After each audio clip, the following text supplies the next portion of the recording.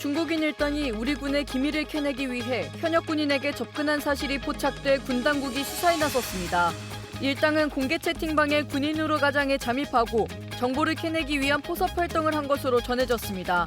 실제 강원 양구 소재의 한 부대에 복무 중인 현역 병사가 포섭돼 한미 연합연습 진행 계획 등 내부 자료를 전달한 것으로 파악됐습니다. 육군이 제57주년 예비군의 날을 맞아 축하 행사를 개최했습니다. 행사에는 모범예비군과 예비전력 발전 유공자 등 80여 명이 참석해 예비군의 역할과 가치를 되새겼습니다. 이번 행사에서 부대 표창은 제56보병사단과 제51보병사단 오산시 예비군 지역대 등 4개 부대가 선정돼 눈길을 끌었습니다. 시청자 여러분 그리고 국군 장병 여러분 안녕하십니까? 4월 3일 KFN 뉴스 시작합니다. 중국인이 우리 현역 병사들에게 접근해 군사기밀을 빼내려 한 사실이 포착돼 당국이 수사를 벌이고 있습니다. 해당 중국인은 한미연합연습, 자유의 방패 계획을 비롯한 우리 군 관련 자료를 전달받은 것으로 파악됐습니다. 보도에 박인배 기자입니다. 국군 방첩사령부는 중국인 A씨와 우리 군 현역 병사 B씨를 군사기밀보호법 위반 혐의로 수사하고 있다고 밝혔습니다. A씨는 지난해 초부터 오픈 채팅방을 통해 우리 현역 병사들에게 접근하고 군사기밀을 넘기면 돈을 주겠다고 포섭한 것으로 나타났습니다. 이에 강원도 양구군의 한 부대에서 복무하고 있는 B씨가 실제로 포섭된 것으로 드러났습니다. 국군 방첩사령부는 중국인 및 이와 관련된 현역 장병의 군사기밀 탐지와 수집 정황을 식별하여서 수사에 착수하였습니다. B씨는 부대 안으로 비인가 휴대전화를 반입해 한미연합 연습 관련 자료를 촬영한 뒤 A씨에게 전달한 것으로 파악됐습니다. A씨는 지난달 29일 기밀 제공자에게 돈을 지급하기 위해 제주도로 입국했다가 우리 군 당국에 체포됐습니다. 방첩사는 A씨 조직의 총책이 중국에 있고 중국군 소속일 가능성도 열어두고 수사를 확대하고 있습니다. KFN 뉴스 박인배입니다. 육군 3보병사단이 올해 첫 유격훈련에 돌입했습니다. 앞으로 약 6개월간 진행되는 이번 훈련은 장병들의 체력과 정신력 단련은 물론 실전에서의 전투 수행 능력을 강화하는 데 초점을 맞췄습니다. 안재훈 기자의 보도입니다. 과학이 안 느껴집니다. 알겠습니까? 알겠습니까? 알겠습니까?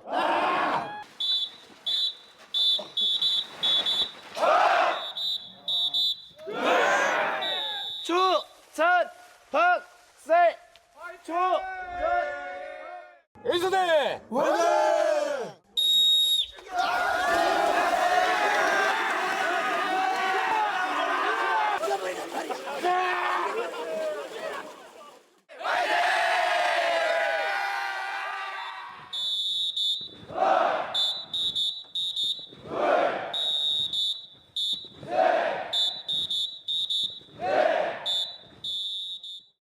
하얀 백골을 방탄모에 새긴 장병들이 날카로운 구령 속에 일사불란히 움직입니다.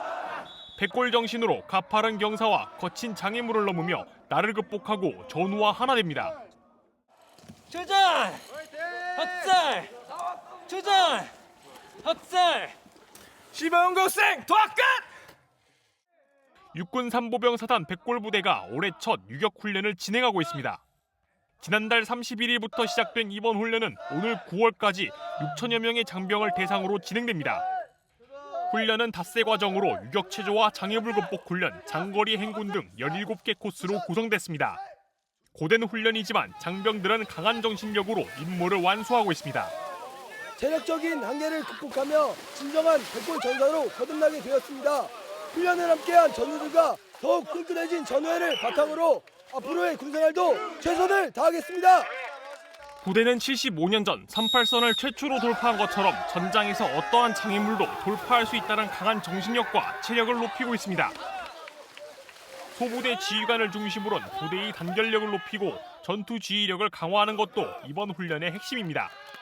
훈련을 통해 부대원들의 단결력과 자신감을 배양하고 백골전사에게 적과 싸워 이길 수 있는 전투 능력을 기르는 데 목적이 있습니다. 강도 높은 훈련인 만큼 안전관리도 철저히 이루어졌습니다. 부대는 훈련 시작 한 달 전부터 위험성 평가와 시설 보수를 진행하는 등 안전사고 예방에 만전을 기했습니다. 필사즉생 고륙 지정의 백골 정신으로 유격 훈련을 완수하는 장병들은 적이 가장 두려워하는 백골 전사로 거듭나고 있습니다. KFN 뉴스 안지현입니다. 육군 7보병사단 상승 독수리 여단이 지난달 24일부터 한미연합 KCTC 훈련으로 부대 임무 수행 능력을 강화하고 있습니다. 훈련은 KCTC 전문 대항군 연대와 쌍방 자유기동식 교전 방식으로 여단의 전시 임무 수행 태세를 점검하고 전술적 숙련도를 높이는 데 중점을 뒀습니다. 부대는 현대전의 핵심 변수로 떠오른 드론 대응 능력 향상에 집중했으며 대드론 제머, M4 산탄총, 그물총 등 드론 대응 장비 운용 능력을 갖추고 있습니다. 미 스트라이커 여단 1개 중대도 훈련에 동참하면서 연합작전 수행 능력을 함께 높이고 양국 간 군사 교류 협력 관계도 발전시켰다는 평가를 받고 있습니다. 훈련은 4일까지 계속되며 한미 장병 2,000여 명과 400여 대의 장비가 투입됐습니다. 육군이 제57주년 예비군의 날을 맞아 축하 행사를 개최했습니다. 국가에 헌신해온 예비전력 관계자들을 초청해 감사와 존경의 마음을 전했습니다. 신소진 기자의 보도입니다. 육군이 예비군 육성 우수부대와 예비전력 우수 유공자들을 초청해 자긍심을 고취하는 축하 행사를 열었습니다. 육군은 올해 예비전력 혁신 슬로건을 강한 예비전력으로 육군을 완벽하게로 선정을 하였습니다. 여러분들의 헌신은 대한민국의 자유와 평화를 지키는 든든한 힘이 되었습니다. 예비군은 1968년 창설 이후 오늘까지 각종 국가위기 때마다 현장에서 국가와 국민을 위해 헌신해왔습니다. 우리 예비전력은 정말 국가 안보에서 중요한 전력입니다. 상비전력과 동맹전력 그리고 예비전력이 함께 똘똘 뭉쳐서 국가 위기를 헤쳐나가는 중요한 전력으로 거듭내야 할 것입니다. 이번 행사에서 부대 표창은 제56보병사단과 제51보병사단, 오산시 예비군 지역대 등 4개 부대가 선정됐습니다. 아울러 투철한 책임감과 사명감으로 예비전력 발전에 기여한 유공자 20명에게는 개인 표창이 수여됐습니다. 육군참모총장 직무대리는 수상관 한 명 한 명씩 호명해 짧은 담화를 나누며 진심 어린 감사를 전했습니다. 참석자들은 그동안 예비군 임무를 수행하면서 느꼈던 희노애락의 추억들을 가족과 함께 나누고 초청해준 육군의 감사 인사도 잊지 않았습니다. 제가 이렇게 초청이 된 자체만으로 굉장히 영광스럽게 생각하고 앞으로 더 우리 군이 육군이 더 발전할 수 있는 그런 계기가 되었으면 좋겠습니다. 생각보다 굉장히 큰 행사고 이런 행사에 저희 가족을 초대해 주셔서 너무 감사했습니다. 앞으로도 육군은 적시적 동원체계 구축을 위한 제도와 법령을 정비하는 등 예비전력 정예화와 혁신을 위한 노력을 지속할 예정입니다. KFN 뉴스 신소진입니다. 대통령실이 어제 방산수출 현안과 발전 전략을 논의하기 위해 제7차 방산수출 전략평가회의를 개최했다고 밝혔습니다. 이번 회의에는 국방부와 외교부, 산업통상자원부 등 정부 부처와 한화에어로스페이스, 한화오션, 현대로템 등 방산기업 관계자가 참석했습니다. 참석자들은 급변하는 국내외 경제 안보 정세 속에서도 흔들림 없는 방산 수출을 위해 올해 방산 수출 추진 현황을 점검하고 지속 가능한 K방산을 위해 다양한 발전 방안을 모색했습니다. 특히 폴란드와의 K2 전차 2차 이행 계약 협상과 미국과의 조선 분야 협력, 유럽 방산 경쟁국의 견제에 대응하는 방안 등에 대해 폭넓은 논의가 이뤄졌다고 대통령실은 전했습니다.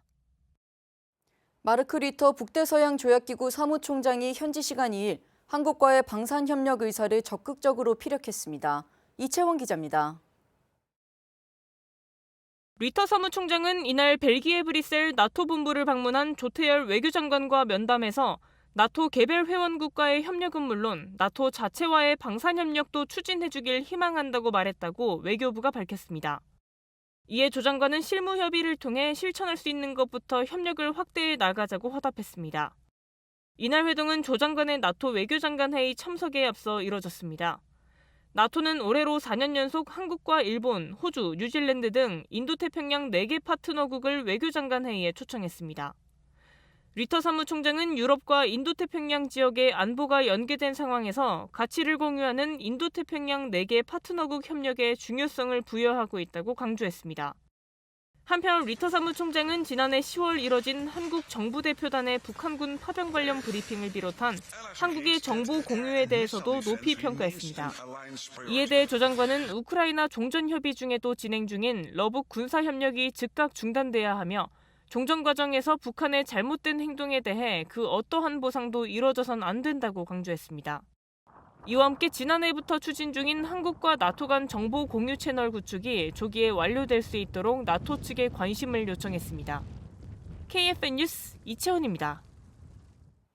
북한이 서해 남포 지역에서 건조 중인 새 군함에 미사일 수십 대를 동시에 탑재할 수 있는 수직 발사대를 장착할 것 같다는 관측이 나왔습니다. 현지 시간으로 2일 로이터 통신에 따르면 미국 비확산 연구센터에서 지난달 말 남포의 군함 건조 현장을 촬영한 위성 사진을 분석했습니다. 이 연구센터의 연구원은 갑판 위에서 미사일 50기 이상을 받칠 수 있는 발사대 크기의 구멍들이 보였다면서 일반 미사일이나 탄도미사일을 실을 수 있을 것으로 내다봤습니다. 지금까지 알려진 바에 따르면 수직 발사대가 있는 군함은 더 많은 미사일을 운반할 수 있고 함대지 미사일 발사와 재장전이 훨씬 수월합니다. 중국군이 이틀간의 대만 포위 훈련을 마쳤다고 발표했습니다. 대만 포위 훈련이 6개월 만에 다시 시행되면서 미국과 중국을 둘러싼 지정학적 긴장이 고조되는 분위기입니다. 김은별 기자입니다. 스위 중국인민해방군 동부전구 대변인은 2일, 4월 1일부터 2일까지 동부전구는 합동훈련의 각 임무를 원만히 완료했다고 밝혔습니다. 또 전구부대는 고도의 경계태세를 유지하며 훈련과 전투 준비를 지속 강화해 모든 대만 독립 분열 행동을 단호히 꺾을 것이라고 덧붙였습니다. 앞서 중국군은 1일 육군, 해군, 공군, 로켓군을 동원해 대만을 사방으로 둘러싼 형태의 포위 훈련을 시작한다고 공지했습니다. 대만 국방부는 중국군이 이날 오전 7시 21분부터 대만 주변 해역과 공역에서 군함 13척과 해경선 4척, 군용기, 헬기, 무인기 71대를 동원해 합동 군사훈련을 했다고 밝혔습니다. 중국군의 대만 포위 훈련은 작년 10월 라이칭더 대만 총통의 건국기념일 연설을 문제 삼아 수행한 이후 6개월 만입니다. 이번 중국군의 대만 포위 훈련은 지난달 29일 피트 헤그세스 미 국방부 장관이 새 지침에서 중국의 대만 침공 저지, 미 본토 방어 등을 최우선으로 전환했다고 밝힌 가운데 발생해 주목을 끌었습니다. KFN 뉴스 김은별입니다. 이스라엘이 시리아를 또다시 공습했습니다. 시리아 수도 다마스쿠스 인근 마을 건물이 이스라엘군의 폭격을 받은 건데요. 김은진 기자가 보도합니다. 현지 시간 어제 시리아 국영 사나통신에 따르면 시리아 바르제 마을에 있는 과학연구센터 건물이 이스라엘군의 폭격을 받았고 얼마 지나지 않아 시리아 하마의 외곽에도 공습이 이뤄졌습니다. 로이터 통신은 하마에 있는 비행장이 표적이었다고 현지 관리를 인용해 보도했습니다. 이스라엘군은 성명을 내고 하마와 티포, 다마스쿠스의 남은 군사시설을 공격했다고 밝혔습니다. T4란 시리아 팔미라 부근 티아스 공군기지를 가리키는 말입니다.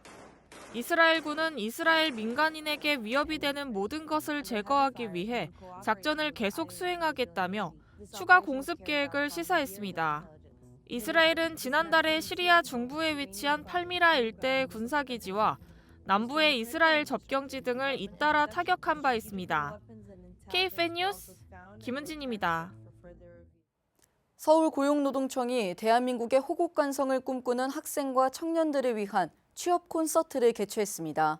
학생들은 평소 접하기 어려운 군에 대한 설명을 들으며 멋진 군인의 꿈에 한 걸음 더 다가섰습니다.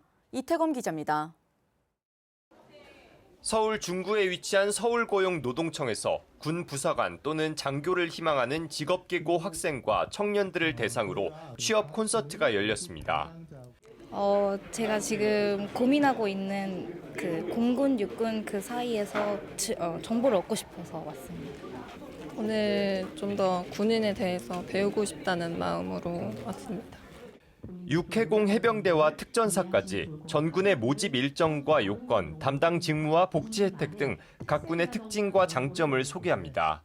학생들은 이번 설명회를 통해 군인이라는 직업을 깊이 있게 이해할 수 있었습니다. 저희 학교에 군 쪽 관련해서 관심 있어 하는 친구들이 많아서 한번 와서 설명 들으면 좋겠다 싶어서 같이 오게 됐습니다. 이렇게 직접 군인분들 모셔서 만나 뵙는 자리가 있어서 저는 좋다고 생각합니다. 이번 설명회에서는 1대1 멘토링도 진행됐습니다. 학생들은 각 군의 모집 담당자와 심층 상담을 하며 직업군인에 대한 현실적인 조언을 받았습니다. 서울고용노동청은 직업군인을 희망하는 직업계고 학생과 청년을 위해 각 군의 부사관 장교 모집 설명회를 개최하게 되었습니다. 향후 군인으로서 진로에 대해 현실적인 조언을 받을 수 있는 기회가 될 것입니다. 서울고용노동청과 우리 군은 앞으로도 대한민국의 호국 간성을 꿈꾸는 청년들에게 실질적인 도움을 주기 위해 다양한 노력을 이어나갈 예정입니다. KFN 뉴스 이태검입니다.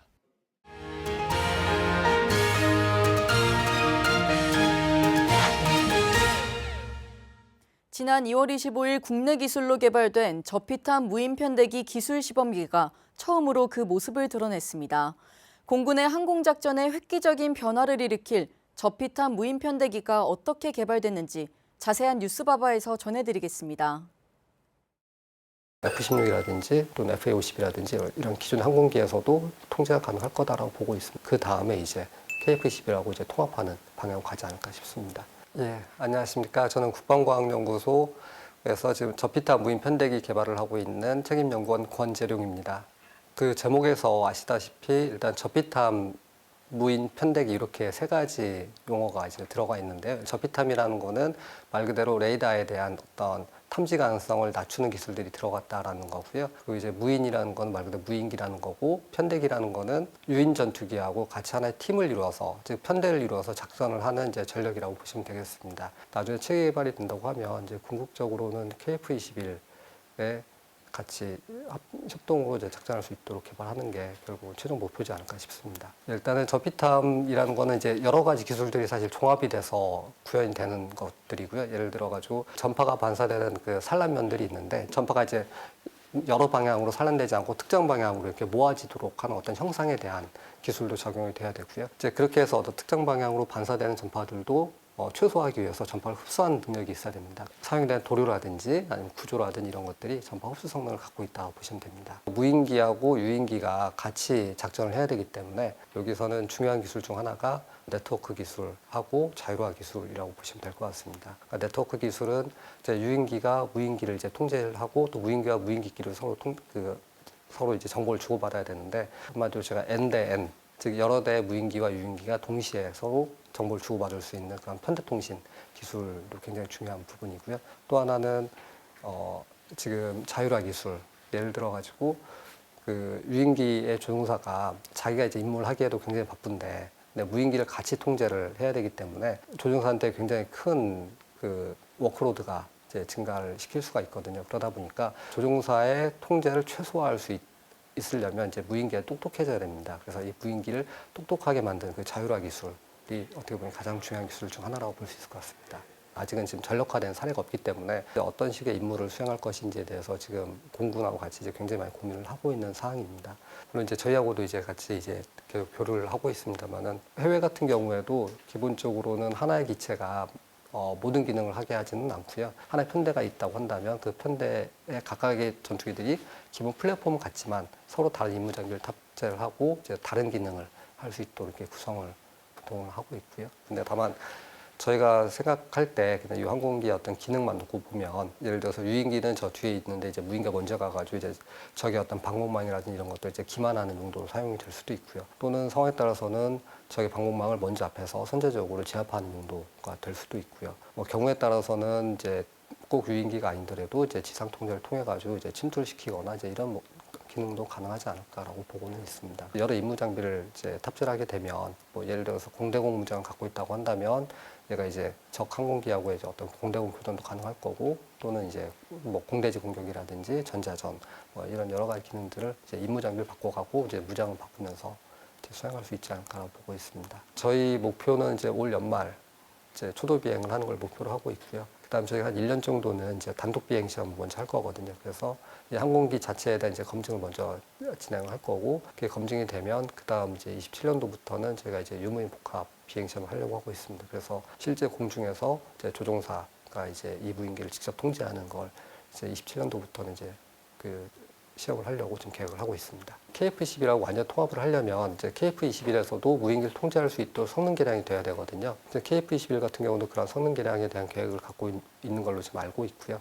그리고 지금 현재 기술 시범기는 기존의 항공기에서 통제할 수 하는 방법밖에 없기 때문에 기존 항공기에 저희가 통제할 수 있는 어떤 장치를 달아서 이 무인기를 통제를 하는 거거든요. 같은 방식으로 한다고 하면 기존에 있는 전투기 F-16이라든지 또는 FA-50이라든지 이런 기존 항공기에서도 통제가 가능할 거다라고 보고 있습니다. 그래서 순서적으로는 기존 항공기에서 통제해서 시범을 하는 게 이제 먼저 갈 것 같고요. 그 다음에 이제 KF-21하고 이제 통합하는 방향으로 가지 않을까 싶습니다. 우리나라 공군의 어떤 미래 항공 전력을 이제 획기적으로 변화시킬 수 있는 그런 전력이라고 보시면 될 것 같습니다.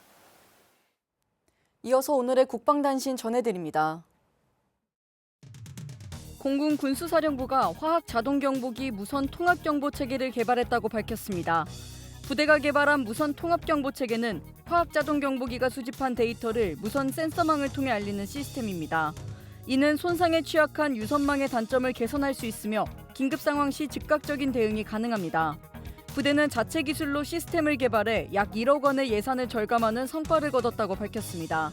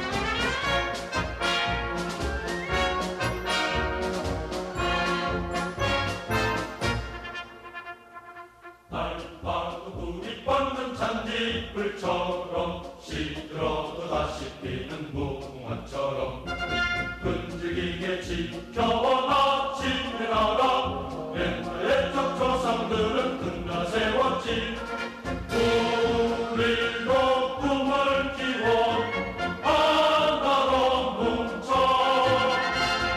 힘세고 튼튼한 나라 만드세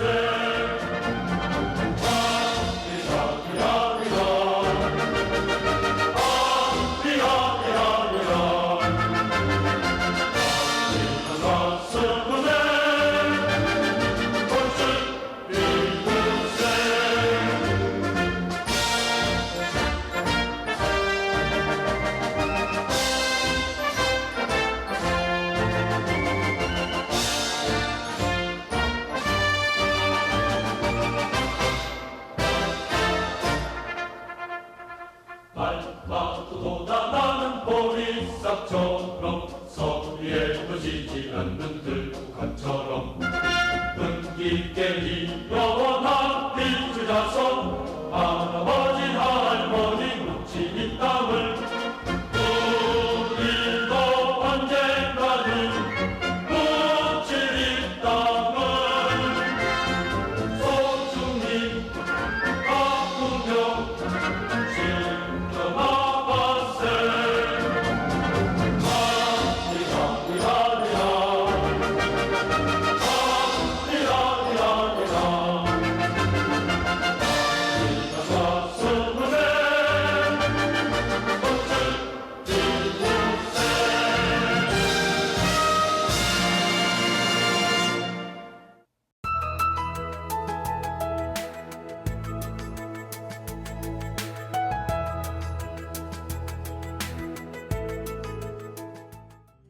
(4월 3일) 기상정보입니다. 현재 한반도는 맑은 가운데 어제 유입된 옅은 스모그에 대기가 정체하면서 서부 일부 지방은 미세먼지 나쁨 수준을 보이고 있습니다. 오늘은 전국적으로 대체로 맑은 가운데 오전 내륙 일부 지역으로 가시거리 200m 미만의 안개 영향을 받겠습니다. 내일은 서해안과 중부 내륙을 중심으로 해무 또는 짙은 안개가 발생하겠고 주간 중 대체로 맑겠으나 점차 흐려져 야간부터 약한 비가 내리겠습니다. 내일 아침 최저 기온은 서울 6도, 원주 영하 1도가 예상되며 한낮 최고 기온은 서울 16도, 대구 19도로 평년을 3에서 5도가량 웃돌겠습니다. 작전 기상입니다. 오늘은 기상이 작전에 미치는 영향 없겠습니다. 주간 기상 전망입니다. 토요일 전국적으로 5에서 20mm의 비가 예상되며 산지로는 최대 10cm의 눈이 내린 후 야간부터 점차 개겠습니다. 강수가 집중되는 시간대엔 뇌우 가능성이 있겠으며 전국적인 강풍이 동반되겠습니다. 이후 대체로 양호한 날씨가 이어지겠으며 다음 비는 수요일 전후가 예상됩니다. 이상 공군기상단 제공 기상정보였습니다. 이것으로 KFN 뉴스를 마칩니다. 시청해주신 여러분 고맙습니다.